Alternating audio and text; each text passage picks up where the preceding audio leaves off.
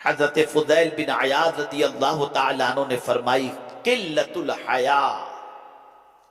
حیا کا کم ہو جانا۔ اگر کسی کے اندر حیا کی کمی ہو گئی اور وہ انسان بے حیا ہو گیا تو آپ سمجھ لیجئے کہ وہ خوش نصیب نہیں ہے، وہ بدبخت ہے، وہ شقی ہے۔ آج آپ دیکھیں بے حیائی کا فروغ، بڑی تیزی کے ساتھ بے حیائی کو پروموٹ کیا جاتا ہے۔ میں ان نوجوانوں سے کہوں گا جو شادی شدہ ہیں، میں غیر شادی شدہ کی بات نہیں کر رہا، وہ اگر یہ کام کرتے ہیں تو عذاب بالائے عذاب، لیکن اگر شادی شدہ ہیں اور اپنی بیویوں کو بائک پر لے کر کے راستے میں نکلتے ہیں اور اس طریقے سے اس کو اپنے ساتھ بٹھاتے ہیں اور اس انداز سے بٹھاتے ہیں جس سے خاص طور پر بے حیائی چھلکتی نظر آتی ہو،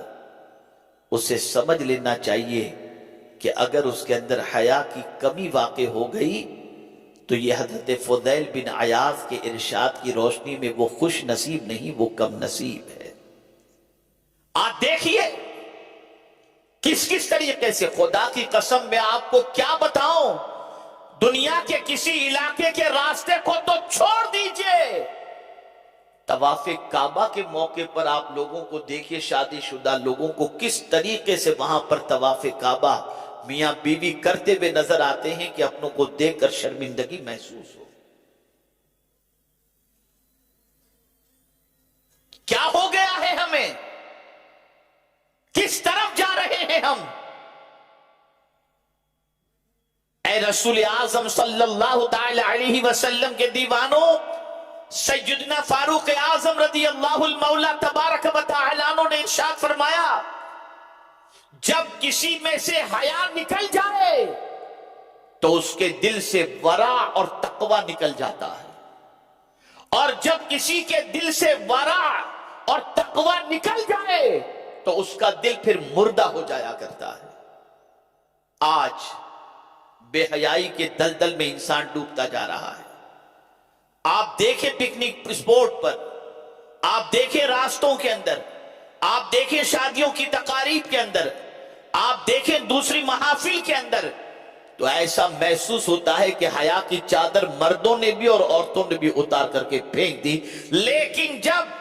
ہم مدینے کے تاجدار صلی اللہ علیہ وسلم کی حیا کو جب دیکھتے ہیں تو عقل دنگ رہ جاتی ہے کہ اعلیٰ حضرت عظیم البرکت امام عشق و محبت کہتے ہیں،